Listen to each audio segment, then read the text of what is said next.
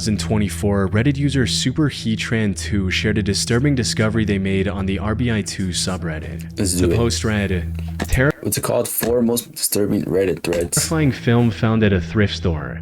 Found this film photo at my thrift store inside an old Kodak carousel box. Alongside this, they posted a picture of the eerie film strip they found. Now, I'm gonna have to blur the image as it's a bit too graphic, but when I was a baby, they used to do these back in the day, before Ultra Sauce existed. It basically shows what looks like an undressed human body lying on the floor between a bed and a wall.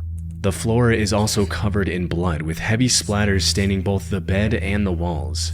It looks like a picture someone took right after committing an absolutely horrific crime. Oh no. Most importantly, it looks disturbingly real, far too authentic to be dismissed as part of a horror-themed art project. About 30 minutes later, the OP came back with an update describing their actions after finding the film, which only made it seem even more legit, reading, "Hello everyone, sorry I'm on my phone, so I'm leaving an update as a comment. Here's what I did. When I saw the photo, I was curious and pointed into a contrast area to look at it, and my body jolted because I was shocked. I didn't buy the Kodak carousel and just took the photo and went outside. I went to another store next door and called the non-emergency line describing what I saw and that I felt like it was a genuine photo.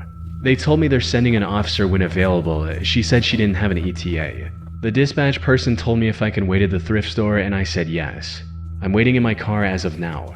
About an hour after that, the OP posted a second update, this time describing their interaction with the police, stating, "The officer arrived a bit after I posted the update. Him and I looked at the photo, and basically he was just looking thoroughly and asked me where I found it, and I just described where I found it. Then him and I walked to the thrift store and showed him the exact box I found it in. He sent a photo of the film to a coworker and spoke to him on it. He then took down my information and told me that he's going to take it to the people who can properly process the image to investigate it. I basically told him how I just thought the carousel was cool, so I opened it to see the condition, and I saw the photo and thought someone left a family photo, so I checked, and it was definitely not a family photo. I want to see the picture though. I also gave him the time I found it, which was a minute before I took the photo. He then said if there's any more questions or things, he'll reach out to me, but he says it's unlikely since I just found the photo and don't know much about it. He then said thanks, that's all he needed, and then took the box and photo, and then began to walk to the thrift store worker to ask questions, but I left.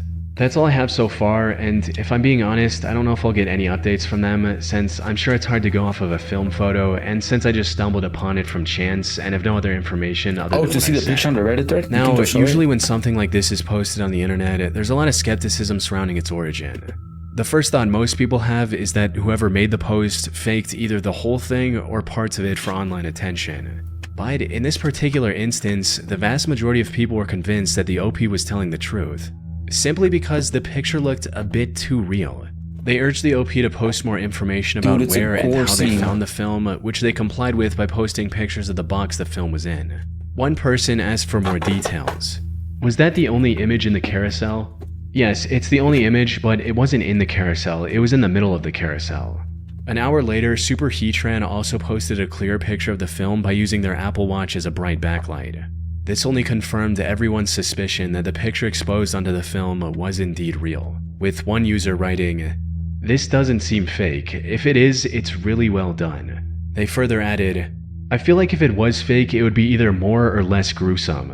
But there's something about the positioning of the body, the fact that it isn't a more attractive body type, read thin and beautiful for better optics, and the natural pattern of blood on the wall that indicates the victim fought and didn't die immediately. Visible hand/finger marks on the wall in addition to smudges and splatter. Just doesn't seem like it was some type of dark art project. Obviously, I can't say for sure, but I watch a ton of true crime and fiction crime shows. The difference in brutality and realism of the crime scene photos are easy to distinguish. But if this film strip was real, what was its origin? The carousel containing this film appeared to be from the mid-1980s. Oh, that's that old school movie theater thing that spins in circles and you put it on a projector and it shows, right? In another thread, the OP also mentioned that the film was sticky, stating, "I didn't smell it, but yes, it was sticky. As in, it would stay on my index finger after pressing on it." This hinted at the old age of the film, as they tend to become sticky when left in a room temperature box for over a decade. Really? So the possibility of it being from the 1980s and early 1990s is certainly high. As for the disturbing contents of the film, there are countless possible explanations, each just as plausible as the next. Some users suggest that maybe it was a trophy photo taken by a serial killer, which begs the question, how could such a thing end up at a thrift store of all places? That's what I'm saying. One user tried to explain this with a personal anecdote, writing, "My mother lives in a seniors community in California and there's a Savers just around the corner. When the old people die, a lot of the time their kids pick up what they cherish and dump all the rest of their parents' stuff at the Savers. Could be the person who donated this didn't know what was on it." That said, a more reasonable theory I came across stated that the film likely belonged to a criminology teacher, reading, "I think a likely possibility is that the carousel belonged to someone who taught classes relating to crime scenes. The photo was accidentally left in the box because it had come away from its slide frame. Only suggesting this because I once found something similar from a house clearance and I knew the person taught some criminology classes." Another distinct possibility is that the carousel originally belonged to law enforcement. This film could have been evidence relating to an already solved case, and someone simply failed to make sure the carousel was empty before donating it to a thrift store. Whatever the case may be, it's unlikely we'll learn the truth anytime soon. It's been months How do you know people would watch the Jose? since the original post, and the OP hasn't made any updates.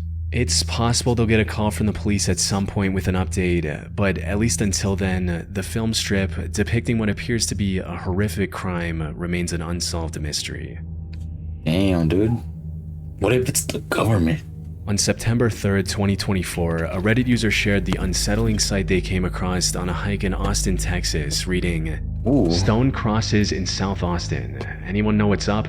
Went hiking with my sister and dog today at the Westgate and Stastny area, and we kept seeing piles of rocks made into crosses.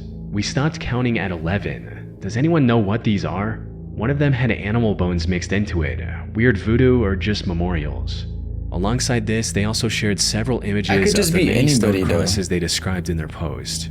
The OP also provided some more context in later comments, stating, "We didn't see anyone around, but there was a ton of trash back in the woods. I'm scared It was creepy too. though, with cross after cross. Felt off.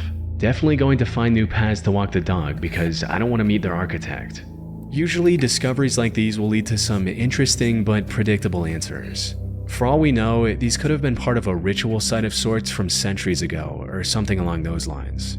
However, that wasn't the case here, as some of these crosses contained modern materials like concrete and painted metal fence posts. In other words, these were put together a lot more recently, which begged the question, who made these and why? To this, one user gave a very urgent and concerning response. "Call APD/311 and tell them you think Rami Zoeda is back in the neighborhood. He escaped custody from a mental institution in June. I don't know whether he is still wanted. Good luck getting APD to do something. Google him and talk to your neighbors." Put simply, these crosses were the work of an unstable homeless man named Rami Zoeda. I'm not entering your camp. In the last few years, South Austin residents say they have spotted Rami Zoeda building sculptures, taking a sledgehammer to city property, screaming at all hours of the night, and cutting down trees in the greenbelt using a chainsaw and machete. From what I could find online, Rami is originally from New York and struggles with severe mental health issues and violent tendencies. As one local resident described her account with him, stating, "He's very profane. He's beginning to target me and my little dog, talking about murder, calling me obscene names."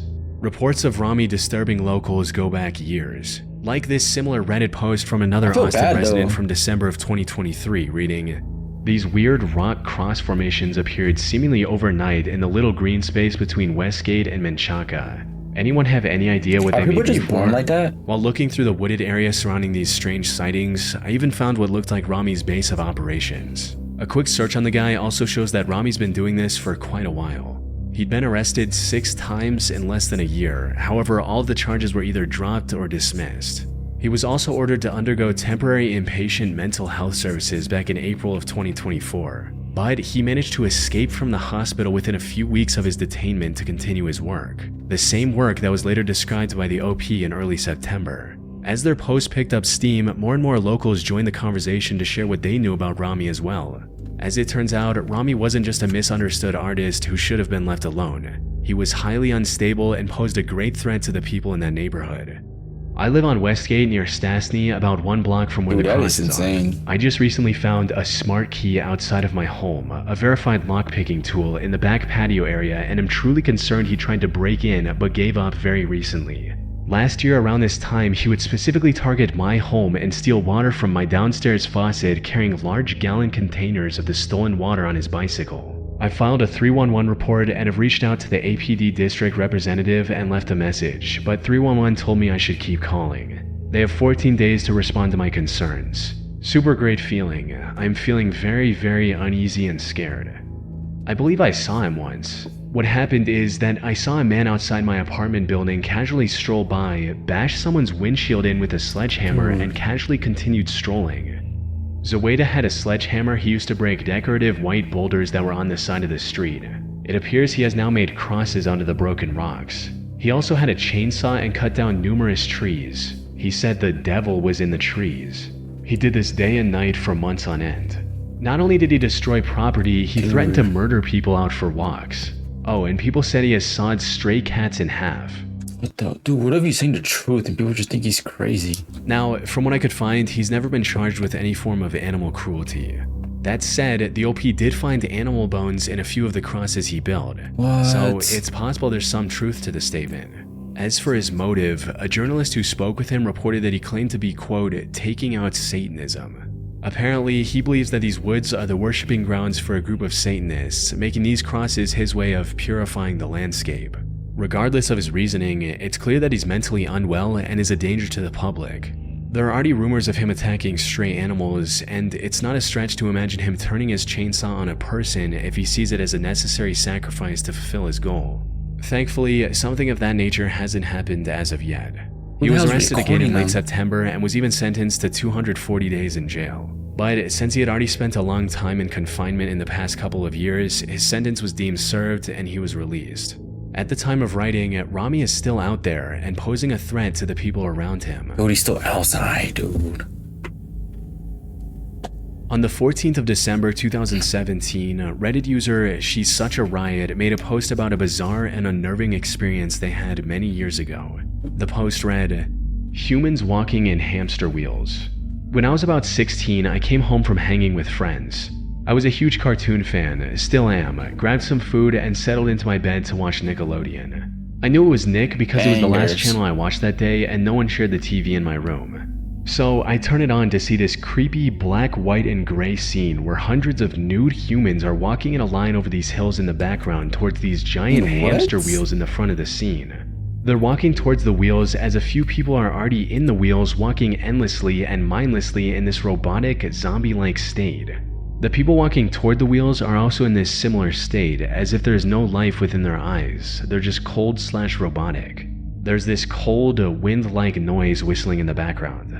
It looks real, not animated, and as I watch in awe at this dark scene, I come to a similar conclusion and ask myself why Nick would have something so live and non-action, really, as the entire scene keeps just repeating itself of more humans walking towards and in these hamster wheels. No, what if I she's start being thinking honest? maybe it's just some weird short and it's kind of cool in a dark sort of way, but minutes go by and it starts to get dull watching this same scene, not doing anything else. So I quickly change the channel to something else, when in a split second I realize, wait a minute, what did I just watch? And change it back immediately only to find SpongeBob mid-episode.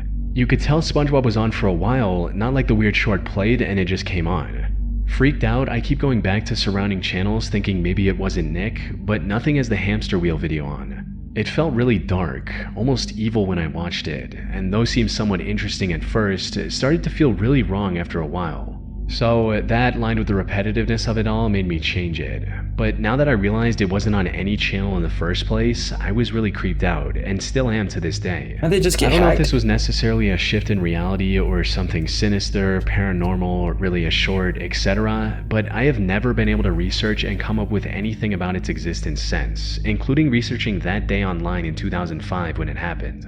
I'd like to believe it was some dumb film project, but I can't find any evidence of it ever existing in reality as we know it. If anybody knows what I saw, I'd love to be debunked. Still somewhat wary of my TV till this day. I should mention that this was posted on the Glitch in the Matrix subreddit, a community which gives credibility to theories like shifts and glitches in reality. Too. But that said, if this particular story really did happen, it raises some very concerning real-life possibilities that are worth considering. The idea of randomly coming across something so deeply unsettling on TV only for it to vanish without a trace is terrifying on its own. However, what makes this particular case even more disturbing is just how many people remember seeing something similar in the past. I'm pretty sure I saw it too. I've never seen that, I think though. I saw part of this. And I watched a lot of TV I when I was actually younger. think I remember this. I know I saw it too. Though, if it was real, how exactly did it happen? Some people tried to explain the weird occurrence with a more mundane answer, suggesting that it might have been an ad that was played at the wrong time, with one person writing, "Sounds like a commercial that glitched through the network. It does happen, but it's pretty rare. May have been an ad for an antidepressant or a PSA, probably wasn't a broadcast intrusion." However, this theory falls apart quickly when you consider that this happened on Nickelodeon, a kids channel. Any ad or PSA featuring seemingly nude people would have— Oh yeah, but like at nighttime on TV, there's always like freaky shit going on all the time. Like there's always weird ass channels at night. never been allowed on that channel in the first place. So Another that's kinda just as likely weird. theory is that this was the result of a TV hijacking, similar to the infamous Max Headroom incident that happened during a Doctor Who broadcast back in 1987. Oh hell no, dude, that's hella scary, bro. Chill. That looks like Joe Biden. Nah, dude, nah. Bro, I'll cry Kids if I was a channels kid were if I saw frequent that. targets for these signal intrusions. More importantly, many of these hijackers chose to broadcast explicit or unsettling content after gaining access, similar to what the OP described in their post. As for why there's no information about this hijacking online, a comment from a deleted user shed some light on it, stating, "I'm not sure what happened considering the year, but back in the day, television frequencies often got hacked. It's called a broadcast signal intrusion. Max Headroom is often the case most referred to. However, it is possible in my mind that this was either swept under the rug or not reported, considering it was on a kids channel in a period that was still technically before the popularity of social media. However, even if we assume it was a TV hijacking, that still leaves us with a massive unanswered question. Yeah. What exactly did the OP see on their screen that day? Was it from a movie or a TV show or something else entirely? Could have been real. One user posted a link to Metachaos, an animated horror short film that shares some similarities to what the OP described in their post. The hell, Unfortunately, this likely isn't what the OP saw that day. This short doesn't feature anything even remotely close to walking in a line or running on a hamster wheel. Also, it was released in 2010, a full 5 years after the supposed hijacking.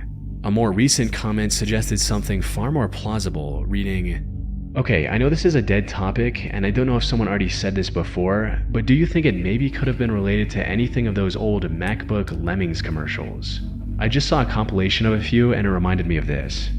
These ads depicted a group That's of hella zombie-like disturbing, people dude. marching single file up a mountain, blindly following the crowd, how doing so could lead to their doom, and how Apple's upcoming Macintosh can save them from this fate. On January Oh, that's my 23rd, girl, dude. Apple Computer Am I gonna will go lay announce down for the now? Macintosh It's some Office. bullshit. I'm scared. You can look into it, or you can go on with business as usual. Damn it, dude. More importantly, these ads were also released way back in 1985, so there's no issue with their timeline. There was And while they ads don't in perfectly match the 1985? original description, like the people are clothed and there are no hamster wheels, that simply could be a case of the OP misremembering details from 12 years ago. They could have also mixed in the memory of what they saw on TV with a similar dream they had the same day. Unfortunately, despite dozens of people looking for the answer, this Reddit thread remains a mystery to this day. The OP's account was also suspended sometime after making this post, What? so it's unlikely we'll ever get an update. But that's hella fishy, bruh. Hell no. In April 2020, an anonymous user turned to the relationship advice subreddit seeking help was a with girl, a though. deeply unsettling situation he found himself in. I think my girlfriend and her sister poisoned me. He wrote, "I think my girlfriend and her sister are poisoning Dude, me. I was just talking about I'm an girls right now, 18-year-old dude. guy. I moved out of my parents' house as soon as I turned 18 because, well, let's just say they and I get on much better if we're not under the same roof. My girlfriend, 19, and her sister, 24, Gotcha, already Jose. had a flat together, so I moved in with them, and that's how it's been for the past 9 months. Generally, things are fine. I love my girlfriend, and I like her sister. Our living arrangement / setup is really no different from any other couple living with a flatmate situation, perfectly normal. Now, both of the girls love to cook. Their dad is a Michelin star chef, so food and but cooking my was always thing is, bro, why do people go to Reddit for this type of stuff, dude? Go talk to someone, go figure it out. Like, what is Reddit people gonna do, bro? a big part of their lives. You know? I'm fine with It's this. I'm not a bad cook by any means, but these two are amazing at it. Plus, we have a fair trade. They do all the cooking, I do all the cleaning. I find cleaning very cathartic, so it's usually a sweet deal. I get really bomb meals cooked for me in exchange for doing something I enjoy. Things have changed recently. It started about 3 weeks ago when the whole quarantine thing got really ramped up. I started getting sick. At first, I worried I caught the virus, but it just wasn't the virus. No respiratory symptoms, no cold, nothing like that. Brother. Just stomach cramps and I'm horrible. gonna be honest, bro. I will never day in my life or ever have I ever in my life went on Reddit for Twitter. Not, what am I saying? Not for advice on Reddit, bro. The only time I really went on Reddit was for some leaks. Vomiting. Literally. I figured Bro, at first what I'd was caught Reddit some made other for? bug, but then it came back, again and again. At least 1 to 2 times a week When I for a was younger, couple of though. days at a time. I was getting these episodes of stomach pain Like, like what you was wouldn't believe. what was the whole focus of Reddit? Like, who made Reddit? What was it for? What started Reddit? What is it used for? Because if I'm honest, I only went on Reddit for leaks, only fan leaks back in the day. And spewing That's my it, guts literally. up. I couldn't figure out That's what it. was up until I spoke to a friend about it, and she asked if it was maybe something I'd been eating. Now, I don't have any real food allergies. I'm a bit dodgy with dairy, but not on a feel like I'm on death's door and vomit all the fluids out of my body I level. don't know, dude. I was young at the time, dude. I was young, bro. Like, I didn't know who was. I was just look, bro. Come on, bro. Yo, Breeze, you can't say that though. When I was younger, like, I'm gonna say it right now, dude. Every young man at some point has some type of porn addiction, dude, and it's just reality of it, dude. I don't care. We have to know you're Glxsky. Okay, dude. I'm being real though. So I went on Reddit because I didn't know about Twitter or the hub because my mom, she was hella strict though, so I was scared. So I went on Reddit, dude. More just bit of discomfort and Molly spend S. ages on the Camp. loo. Celebratory hands in the Still, air I mentioned it emoji. to my girlfriend and asked if she changed anything about Ew, that looks disgusting, dude. how she was cooking recently. She got really weird, defensive, asked what I was accusing her of. I said I wasn't accusing her of anything. I just think I might have developed an allergy to something and want to know what it could be to. She told me I'm just You're being weird, paranoid Kristen. and I just have a bug. I dropped it because she seemed really annoyed. Since then, I've noticed some weird stuff which really is making me paranoid. Like, they shout at me to get out if I go in the kitchen while they're cooking. I've offered to both of them on several occasions, hey, I'll cook tonight, but they vehemently That's turn a me down and badass seem sausage. almost offended I'd offer. They both keep giving me these glances at meal times, like they're waiting to see how I react. If I say I don't feel good or don't want to eat, both of them take it as a personal attack on their cooking, and if it's my girlfriend, she'll cry until I cave and eat it. There have been times when one or both of them seem to know I was about to get sick after eating. They text each other when they're in the same room if I'm there. I think they think I haven't caught on to that, but it's obvious honestly. Neither of them is particularly sympathetic when I do get sick. I don't know, maybe I'm being paranoid, maybe quarantine is getting to me. But I'm really convinced they're doing something to my food to make me ill. Just leave It's the them, only brother. explanation I can come up with. Thing is, I don't know what to do. If I confront them and I'm wrong, I'm a jerk for even thinking it. If I confront them and I'm right, things could escalate badly. I'd really appreciate any advice or words of wisdom here. Thank you in advance. One of the top comments on this post gave the OP some solid advice for finding the truth, but this only made the situation seem even more suspicious. Switch plates with one of them either with or without their knowledge. If they know you want to switch plates, they will refuse, which would be a red flag. Or if you switch without their knowledge, you would be able to see how the plate originally meant for you affects them. They're always super particular about making sure I get the right plate. I hadn't thought about asking to switch. But the thing is, this could have gone either way. As one commenter pointed out, I've seen this before, it was a post on here. A person's husband was a cook and started using some kind of spice. He didn't believe looks it was like making her blood. sick, she got tested and was in fact allergic. He confessed and they reconciled. In another post, a fellow was using garden slugs in his girlfriend's meals on purpose. Ew, dude. You need to consider both possibilities. The second half of this comment was referring to a now deleted post from March of 2020. In it, a woman sought advice on what to do Slugs. after making the horrifying discovery that her partner of 4 years was putting garden slugs in her food. That's In disgusting, addition to dude. being incredibly gross, this was also highly dangerous as these slugs can contain brain-eating parasites. Put simply, there was no obvious answer to the OP's predicament. On the one hand, it's entirely possible that the OP was just being paranoid. This could have also been an early sign of a mental health issue, where he's seeing patterns and behaviors that don't actually exist. A few people also suggested a gastrointestinal test to see if there was something wrong with his stomach. This is because conditions like Crohn's disease can cause persistent digestive issues regardless of diet.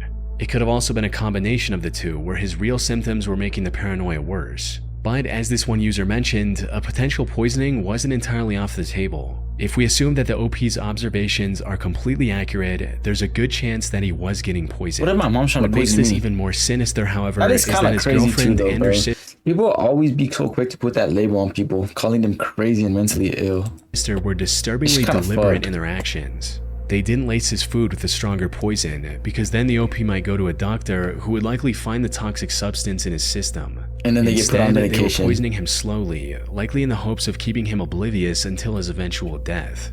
Many people took this possibility seriously, with some even brainstorming ways for the OP to protect himself without jeopardizing his relationship if it all turned out to be a misunderstanding. I don't have a magic bullet answer for you, but I can tell you what to do. I would play dumb, announce that I would be cooking for myself from now on because it would not be fair to force my new, as of yet unidentified allergy on them and their amazing cooking. From there, I would be careful about my food. If I open it, it gets used all the way, nothing left open. All of this would serve twofold. First, if you still get sick every other week while having full control of your own food, you know something bigger is going on here medically and the paranoia toward them is unjustified. If it works, you might just need to work on getting the hell out. All this being said, the most important part of this is to play dumb and stand your ground, claiming it is all for their happiness and convenience. Unfortunately, we'll never know if he Dude, people followed the on Reddit advice from this actually thread, care. what ultimately happened, or even if he's still alive. He made this post with an anonymous throwaway account, which was also suspended shortly after this thread's creation. From what I could find, there haven't been any further updates on this post from any other accounts either. Maybe one day the OP will return with all the answers, but at least until then, we can only hope that he's alive and well. Dang, what if he died?